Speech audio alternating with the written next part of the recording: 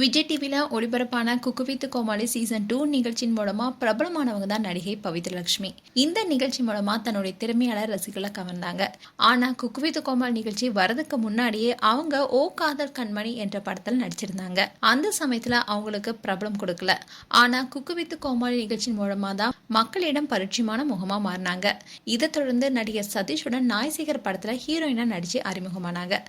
அதை தொடர்ந்து சில சின்ன பட்ஜெட் படங்களும் நடிச்சிட்டு வந்தாங்க. தமிழ் மலையாள சினிமாவில் தனக்குன்னு ஒரு இடத்தை பிடித்தாங்க.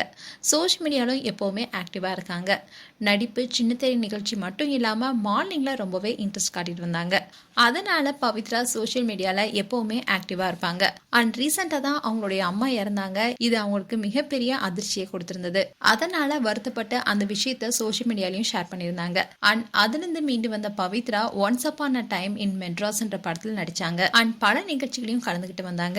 இந்நிலையில ரீசெண்டா பவித்ரா வெளியிட்ட ஒரு வீடியோ தான் நெட்டிசன்ஸ் கிட்ட பெரும் அதிர்ச்சி ஏற்படுத்தியிருக்கு. அதாவது பவித்ரா முகத்துல ஏற்பட்ட மாற்றம் குறித்து பலரும் ஆச்சரியத்தோட குழப்பத்தோட தெரிவிச்சிட்டு வராங்க. பவித்ராவுடைய இன்ஸ்டாகிராம் பேஜ்ல நிறைய பேர் கமெண்ட் பண்ணிட்டு வராங்க. அதுல என்ன சொல்லியிருந்தாங்கன்னா, பவித்ரா பார்க்க ரொம்பவே வயதான தோட்டத்துல இருக்கிற மாதிரியும், காசனை போன்ற ஏதாவது நோய் தாக்கம் இருக்கா, முகத்துக்கு என்ன ஆச்சு, இப்படி மாறிடுச்சேன்னு உடம்பு நல்லா பாத்துக்கோங்கன்னு பலருமே கமெண்ட் பண்ணிட்டு வராங்க. அதோட சிலர் இது ஃபில்டர் காரணமா இருக்கலாம், இல்லைன்னா வீடியோ எடிட்டிங் காரணமா இருக்கான்னு விவாதிக்க ஆரம்பிச்சிருக்காங்க.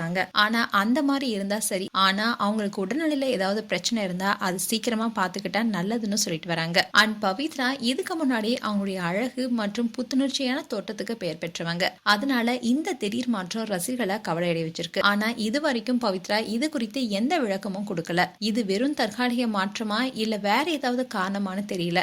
ஆனா இந்த வீடியோ இப்போ சோஷியல் மீடியால வைரலாகி பேசும் பொருளா மாறி இருக்கு. மேலும் பவித்ரா குறித்து உங்களுடைய கருத்துக்களை கமெண்ட் செக்ஷன்ல சொல்லுங்க. இது போன்ற வீடியோஸை பார்க்க நியூஸ் தமிழ் கிட் சேனலை சப்ஸ்கிரைப் பண்ணுங்க. மறக்காம நோட்டிஃபிகேஷன் பட்டனை கிளிக் பண்ணுங்க.